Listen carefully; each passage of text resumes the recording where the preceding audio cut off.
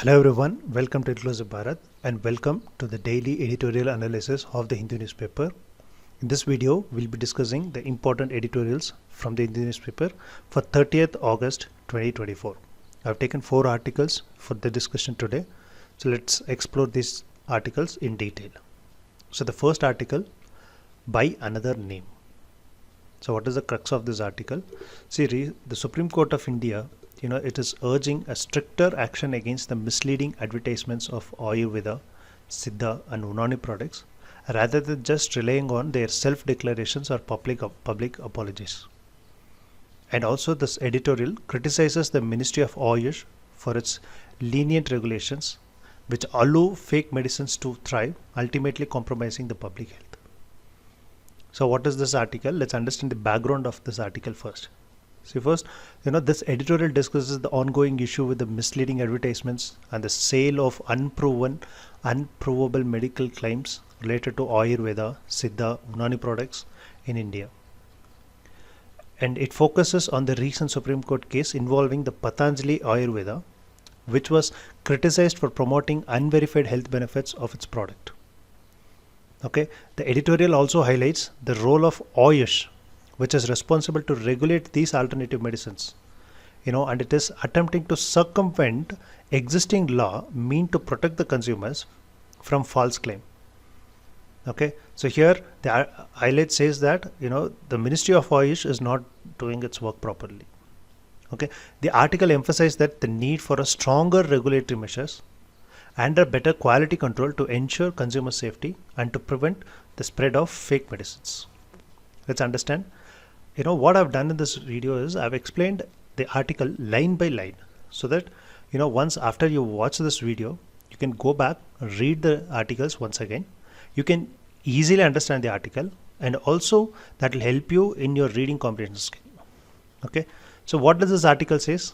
The court needs to take more decisive actions to stop the distributions of and the sale of fake or unverified medicines rather than just focusing on controlling misleading advertisements. So what the court has to do, it has to focus on, it has to stop the distribution rather than just controlling misleading advertisements.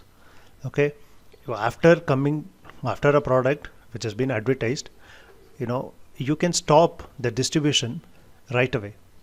So what happened, say on August 27, a group of judges from the Supreme Court of India, they once again, they've discussed the issues of misleading advertisements related to traditional Indian medicines, that is Ayurveda, Siddha and Unani, using figurative languages and express their frustrations or criticism. Why? See, what does this once again? Again means, see, earlier this year, a different group of Supreme Court judges have finished a case against Patanjali Ayurveda.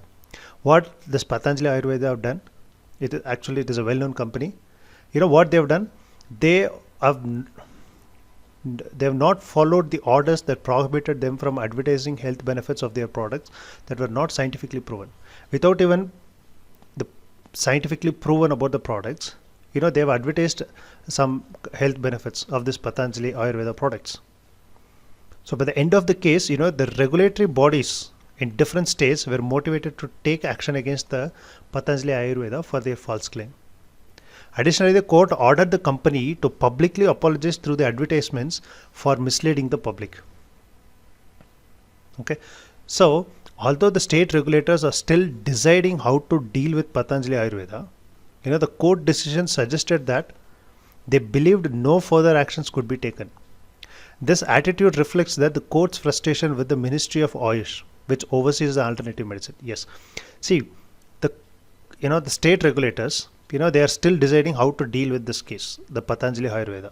But the court suggested that no further actions can be taken because already the products, they have done advertisements which are and also advertised many health benefits which are not scientifically proven. Okay, so the court, when they say that no further actions can be taken, this shows that the attitude. The court says that without saying it openly, it shows the frustration against these regulatory bodies and the Ministry of Ayush, which oversees the alternative medicines. So manufacturers and regulators of the drugs in India faces difficult situations. Who are the manufacturers? For example, Ayurveda, this Patanjali Ayurveda, and also the regulators who regulate these things. They are facing difficult situation. What? The first thing is they have to maintain high quality standards. When we have to maintain this high quality standards, that will definitely increase the costs. But we have to keep the prices as low as possible for the people so that the people can afford these medicines they needed. But both these regulators and manufacturers, they failed to balance these priorities in a way that benefits patients. That is, either the quality is compromised, or if the quality is good, the costs are too high. So both the regulators and the manufacturer have failed to do balance it. So the Ministry of Ayush has made things worsen by allowing companies to label many different products as Ayurvedic, even in the case where it doesn't make sense, like licensing a company to sell milk as Ayurvedic proprietary medicine. That was done, but later it was revoked. Okay, so the article here says, what is this Ministry of Ayush is doing?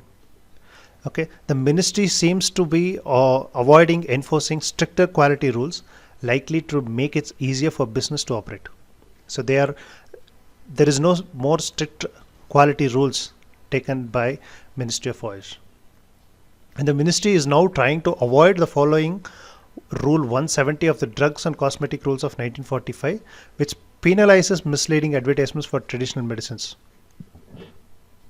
So they are avoiding these rules. So the court is dealing with old problem, that is misleading claims.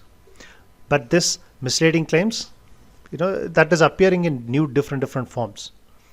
Okay, the public apologies and action taken after the fact by the regulatory bodies might have been the final solution in dealing with one company.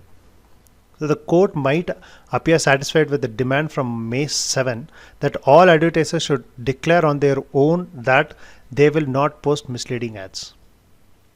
Okay, but however, similar lenient measures will fail when dealing with government ministries like Ministry of Ayush, which has more power and influence than a single company.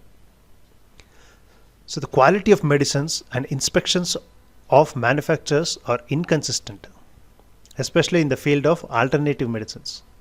So controlling these advertisements has become the last resort to prove low quality, to prevent the low quality products from reaching the consumers. So the controlling advertisements. As protection against fake medicines becoming weaker, the best solution now would be the court to review the past promises, whether they made it voluntary or otherwise, and focus on improving the quality control system. This includes making it stronger, shielding it from political influences, and also ensuring it to cover alternative medicines as well. So that is all about this article. Let's move on to the next article. So the next article is Biotech Enigma. Biotechnology initiatives need long-term capital investment. So let me give you the crux of this article first. See, the new Bio E3 policy, that aims to boost India's biotechnology manufacturing by fostering public-private partnership and investing in diverse sectors like bio-based chemicals, precision biotherapists, and climate-resilient agriculture. However, the success of this initiative requires long-term capital investment and also infrastructure support and collaboration between the central and the state government. So this is the crux of this article. That is, this new Bio E3 policy, which aims to boost India's biotechnology manufacturers by having a public-private partnership and investing in diverse sectors like bio-based chemicals or precision biotherapeutics and the climate resilient agriculture. But this needs a long-term capital investments and infrastructure supports and collaboration between the central and the state government. So what is this background of this article? See, the editorial discusses the India's new biotechnology initiative. That is a new biotechnology initiative, that is Bio E3, which was recently approved by the cabinet. So the article outlines that the need for a long-term investments and a robust infrastructure to support biotechnology manufacturers in India. Historically, India has had success in biotechnology, particularly in vaccine production, but has not fully leveraged its potential in other areas. So the Bio E3 policy seeks to address this gap by focusing on various biotechnology sectors. However, for the initiative to be successful, there must be a strong collaboration between the center and the state government and the commitment to sustain financial supports. So let's get into this article and explain each and every line. See, for the biotechnology project to get succeeded, they require substantial and sustained financial investments over a long period. Because once a product, they discover a product, that takes a lot more time. So we need a sustained financial investments for a long period for a biotechnology project to get succeeded. So the cabinet recently approved the new policy, that is Bio E3, which stands for Biotechnology for Economy. Bio E, that is Biotechnology for Economy, Environment and Employment. E3 represents for economy, environment and employment. However, they did not specify how much money would be allocated for this policy. The main goal of Bio E3 policy is to enhance the production capability of the biotechnology industry in India. India has a specific government department focused on biotechnology since 1986. That is, department has made a significant contribution to the field. So we have a separate government department. So thanks to the initiatives of this biotechnology department, Department of Biotechnology, India has made significant advancement in vaccine developments, diagnostic tools and biological products, earning a global reputation as a major producer of vaccine. So despite its achievements, biotechnology in India has not declared the major economic transformation similar to what happened with the IT. So, as an advanced biotechnology industry involves much more than just producing vaccine. It includes other products. So when we talk about biotechnology, we always remember about the vaccines, but there are a lot more things that a biotechnology can do. Today, large multinational companies are built around advanced biotechnological innovations such as genetically modified organisms, sustainable materials like bioplastics, and precision medical equipments. Even though India has knowledge and skilled workforce, only a small number of Indian biotechnology companies are recognized globally. This is partially because there are not enough local manufacturers to supply the necessary materials and equipments for Indian labs and startups to produce their products. So India, there is no much local manufacturers to supply the equipments for the Indian lab.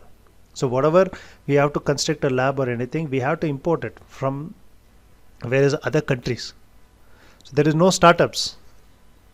Because India depends on importing many of their ingredients and tools needed for biotechnology, it cannot compete effectively on the global stage. So this Bio E3 policy that is designed to address this issue. Over the past 40 years, India invested in research institutions for biotechnology. However, the countries now recognize the need to go further by creating companies, particularly through collaborations between the public and the private sectors. And that will strengthen its biotechnology manufacturing capability. So the Bio E3 initiative plans to focus on 6 key issues. What are the 6 key issues? First is developing bio-based chemicals and enzymes, creating innovative food and proteins, advancing precise medical treatments, improving agriculture to withstand climate change, capturing carbon to reduce emission, and conducting advanced research in marine and space environment. So these are the 6 key areas that will be focused in this Bio E3 initiative. Experts who predict future trends believe that the age of industries based on fossil fuels is coming to an end, and people will need to depend more on the natural resources for food and manufacturing goods. So shifting to natural and sustainable resources is the strategy to address the global issue, such as accumulations of wastes that does not decompose and excessive release of carbon dioxide, which contributes to the climate change. So we need to shift to the sustainable resources. Future industrial practices must focus on creating products that do not harm the environment, which will require advanced biotechnological to achieve. So the policy aims to establish a specialized center we establish a specialized center for biotechnological protections and biotechnology related artificial intelligence, creating space where different experts in biotechnology can come together and collaborate. So while the intention behind the initiatives are good, India has a long-standing problem in its manufacturing sectors that needs to be addressed. If India does not create the conditions that attracts and sustainable long-term financial investments, efforts led by the government from the top will have a minimal success. So the issue is not specific of biotechnology, but affects the entire economy also. So the success of Bio E3 policy requires strong cooperation between the central government and the state government. Instead of looking for immediate profits, government must need to invest in biotechnology for providing consistent financial resources and building the necessary infrastructure for a sustained period. So that is what this article discusses about the Bio E3 policy. So here in this article, we have discussed why do we need a Bio E3 policy, and what are the problems, and what is the way forward. So the next article, moving the spotlight to grassroots democracy. Let's understand this article. Let me give you the crux of this article first. So this article that discusses that there is a need to strengthen the election commission in India, the state election commission in India, to ensure a regular, fair and timely local government elections. This highlights the systemic issues that disempowers the state election commission and suggested reforms to align them with the election commission of Indian standards, ensuring grassroots democracy and effective governance. 73rd and 74th constitutional amendment brought what is called as Panchayat Raj and the municipalities. Okay, and also that comes with the state election commission, which has to conduct the elections for Panchayat Raj and municipalities. Here the author, he addresses the current state of grassroots democracy in India. What is the current state of this grassroots democracy? Particularly focusing on the roles and the challenges faced by the state election commissions. What are the challenges faced by the state election commission? The SEC were established under 73rd and 74th constitutional amendment to oversee the elections of the local governments, such as the Panchayat Raj and the urban local bodies. However, the commission, the state election commissions, in India we have 34 state election commissions. They face significant disempowerment and interference from the state government, which often delays this election, undermining the local governance. So author suggests the necessary reforms to empower the SEC to function independently and effectively akin to Election Commission of India, same like the Election Commission of India. Okay, the author suggests what are the reforms that has to be taken so that we can empower the State Election Commission, which is in par with the Election Commission of India. So, see the Election Commission of India. Okay, the Election Commission of India, it is praised for its ability to conduct timely and fair elections for national and the state legislature. So they are responsible for conducting the elections, national election, and the elections for the Lok Sabha and respective state legislatures. So, the Election Commission of India has earned its reputations as a trustworthy institution. While the Election Commission of India is effective, we have 34 state election commissions which are responsible for local election, but this requires a significant improvement and empowerment to function properly. So the SEC, the state election commissions, they are systematically deprived of the power and authorities needed to conduct local election effectively. They have been systematically deprived of its power and authority.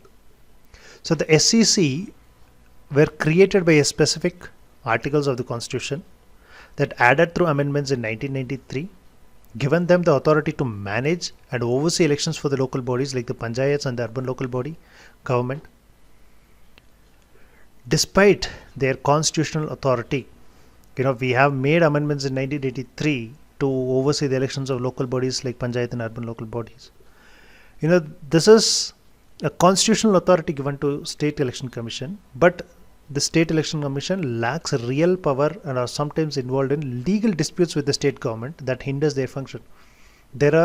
In many instances, there are legal disputes between the state government and the state election commissions.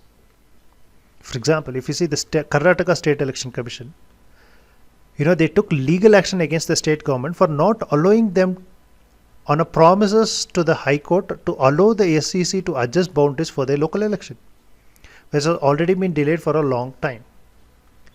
There should be, the local, this State Election Commission, they should adjust the boundaries for the local election. But this is not happening because of there is a war between the Karnataka state government and the State Election Commission. So the Karnataka government promised the High Court that it would provide necessary information within 2 weeks to facilitate SEC in holding elections, but it has not happened. If you take Andhra Pradesh SEC in 2020, the SEC and others challenged the state ordinance that obstructed the local elections. So the Andhra Pradesh government brought in an ordinance which stopped this local election, which obstructed the local election. But later the Supreme Court had invalidated that ordinance. And also a study of audits by the CAG, the Comptroller or Auditor General, the watchdog, across 18 states, they found that 70% of the urban local body did not have elected councils when the audit were conducted. So indicating the delay or failures in holding local elections. The CAG report on Karnataka noted that the weakening of state election commissions often lead to delay in conducting timely local elections. Delay in elections weakens the effectiveness of the local government and diminishes the public confidence in their democratic institutions. So according to the survey by the author, only a few states and the union territories have given the SEC the authority to define electoral boundaries, a crucial aspects of election commission. Only few states, they've given the SEC the authority to define the electoral boundaries. So the state and the union territories that have empowered this SEC covers only 35% of the Indian population according to 2011 census, indicating limited implementation of such empowerment across the country. So whatever the states and the union government, they are empowering the state election commission. If you take the population, only 35% of the Indian populations, remaining 65% of the people staying in other states, there the state election commissions were not that much empowered to define the boundaries and conduct elections. So holding timely and fair local elections is essential for a genuine grassroots democracy and for delivering the basic services effectively to the citizens in urban and rural areas. So the Constitution requires that the local election must be held before the current government's 5-year term ends, and this should be treated with same importance as elections for the national and the state legislature. So the SEC should be given a complete authority over the local elections, similarly to the power of Election Commission of India as noted by the Supreme Court of India in 2006 case. So we should give the SEC the same power as the Election Commission of India has. So the author lists the necessary reforms to empower the State Election Commission to ensure timely and the fair election. So the SEC should have the same level of transparency and independence in their formation and the appointment of the officials as the Election Commission of India. How Election Commission of India, the appointments are taking and how they are transparent and what are the independence that is given to this Election Commission of India, it has to be the same level has to be given to the State Election Commission also. Despite some recent concerns regarding the independence of the Election Commission of India, SEC could be strengthened by having a 3-member body appointed by a committee including the Chief Minister, the Leader of the Opposition and the Chief Justice of the High Court. So the SEC appoints solely by the state government or not functioning effectively due to the lack of independence and potential bias. So this line says that, same like Election Commission of India, SEC should be strengthened by a 3-member body where to appoint the state election commissioners, a committee that should have a Chief Minister, Leader of Opposition, the Chief Justice of High Court. Okay, the central government should revise the 74th Constitutional Amendment to address these issues and empower the SEC. So the redrawing of the election boundaries and allocations of the reserved seats should occur at regular fixed intervals such as every 10 years to prevent arbitrary changes by the state government. Without a fixed schedule for delimitations and reservations, the state government may act unpredictably, leading to unnecessary delays in holding local elections. So the State Election Commission should have an authority to determine the electoral boundaries, reserved seats for local elections, not the state government. So the SEC should be given the authority to determine the boundaries and reserved seats for local election, not the state government. So the State Election Commission should also manage the reservations of the positions like mayors and their deputies potentially every 10 years, ensuring these processes are fair and timely. Elections for key local government positions often face delay because the state governments do not release the necessary reservation information promptly. So that's why the SEC should manage the reservations. There have been instances of unethical practices by election officials appointed by the state government, such as in 2024 mayor elections in Chandigarh. That is in one case where the election officials were appointed by the state government. There was unethical practices. So to avoid such malpractices, the SEC should be responsible for conducting elections of mayor, presidents, and other key positions within the local government. So these are all the challenges that are faced by the State Election Commission, and what are the reforms that needed to amend the constitution, that is the 74th constitution amendment. So that is what the author says in this article. So let's move on to the next article. Connecting the dots in Cube Visit. Let me give you the crux of this article. So the article discusses the Prime Minister Modi's visit to Ukraine, even though there is an ongoing Russia-Ukraine conflict. And also the visit suggests the potential mediation roles of India balancing its relationship with Russia and Ukraine. This move aligns with India's non-aligned foreign policy and could position India as neutral mediator in global conflict. So historically, if you see, India has maintained a policy of non-alignment and strategic autonomy in its foreign relation, especially concerning Russia-Ukraine war that started in February 2022. India has avoided taking sides with this conflict to preserve its relationship with both Russia and the Western countries. So the visit by the Prime Minister Modi to Ukraine is significant because it suggests a potential shift in India's role in conflict, possibly moving towards mediation. So the article explores the implication of this visit and how it aligns with India's broader foreign policy goals. So let me explain this article line by line. So the article highlights that the importance and the global interest in meeting between the Prime Minister Modi and President Zelensky of Ukraine. The meeting was notable because it attracted attentions from experts and media globally. So the Ministry of External Affairs of India, Mr. Jaishankar, he stated that the meeting was not about mediating the conflict. However, the timing and the nature of the visits are intriguing because India usually follows a careful and a balanced foreign policy. Even though the Indian government tried to avoid media coverage of the visit, discussions after the meeting led by External Affairs S. Jaishankar focused on whether India might act as a mediator in conflict between Russia and Ukraine. So the visit happened when it was hard for India to start any peace efforts because Ukraine has launched a new attack in the Kursk region, escalating the conflict. Recently, the Ukraine again launched a new attack on Kursk region, which escalated. So, it is hard for India to start any peace effort.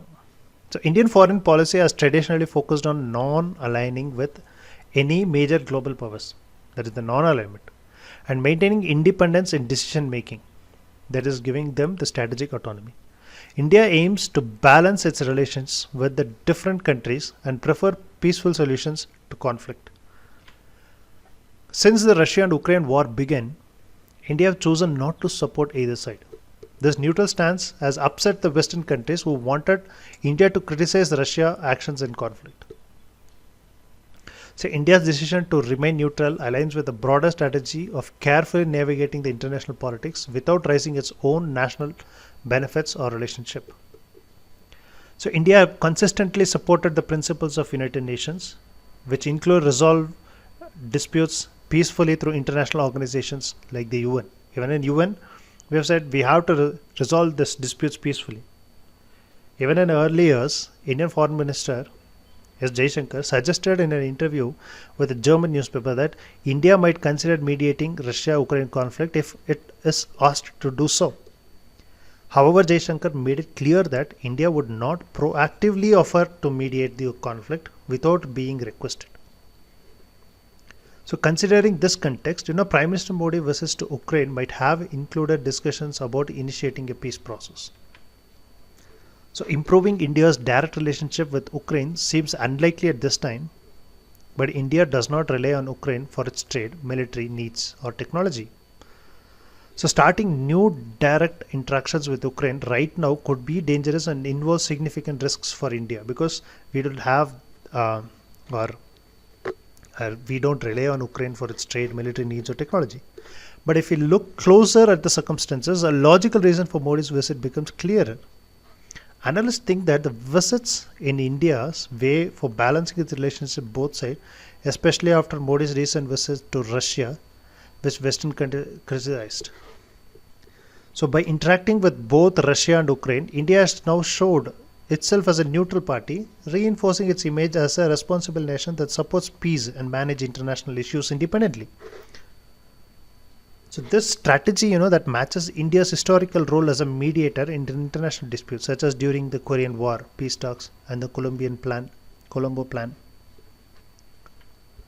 So the visit might be the part of a larger plan for India to take a more active role as a mediator or facilitator in diplomatic terms, as described by the Ministry of External Affairs. So when Ukraine Foreign Minister visited India in March, he specifically asked for India's help in achieving the fair and lasting peace in Ukraine. This request gives India a chance to take more active part in peace negotiation, using its special position of having good relations with both Russia and the United States. Analysts view this move as supporting efforts already being made by the countries in Global South to participate in the peace process. As a leading country of Global South, what is Global South? Global South is developing countries.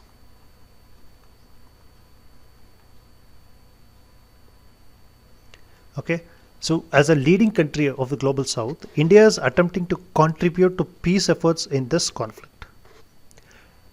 So to grasp the significant Modi visit, we need to think about what's important global players like the United States and Europeans wants from this war. So United States have repeatedly stressed that the talks to resolve Ukraine conflict should happen only when they are in a strong position. So Ukraine, recent military actions, especially in the Kursk area, might be part of larger strategy to strengthen their negotiating position.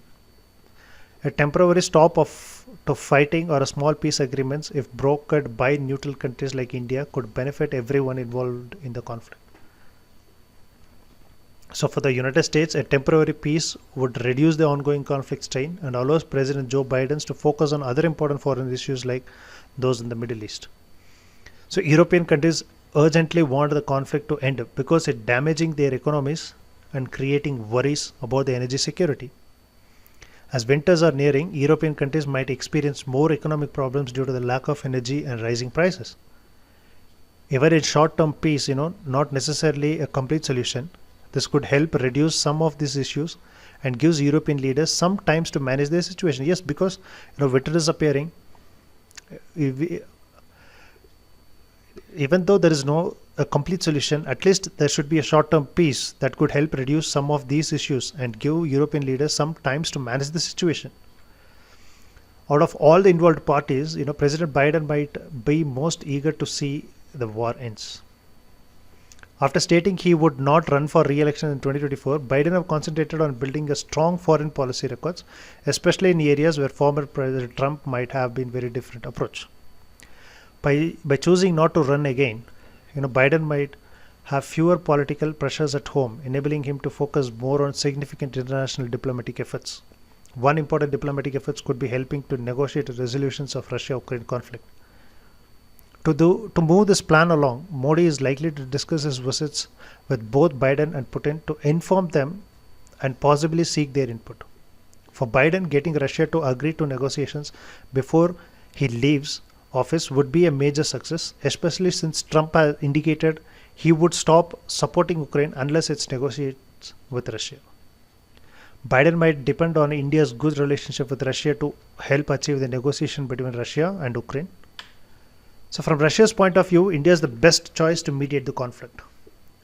The strong relationship between Russia and India, built during the Cold War and sustained throughout years of cooperation, created a trust that would be hard to find with any other potential mediators, even China.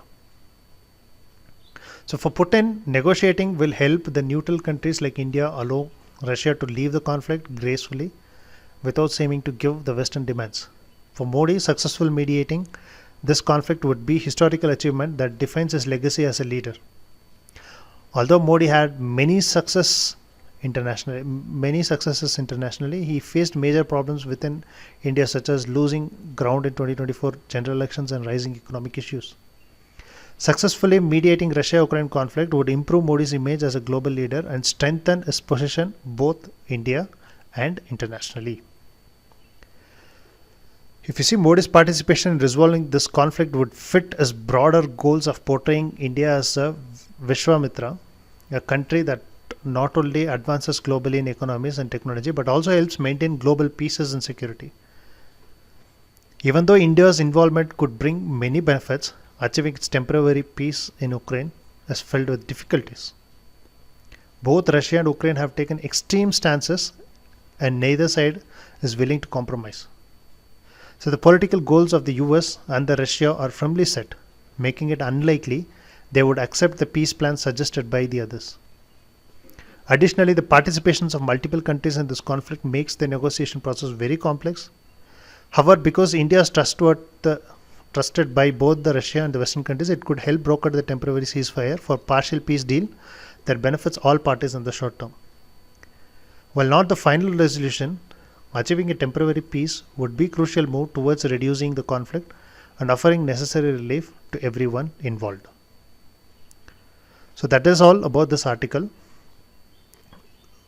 So if you like this video, please like and support us by sharing this with your peer groups, and also subscribe to our channel.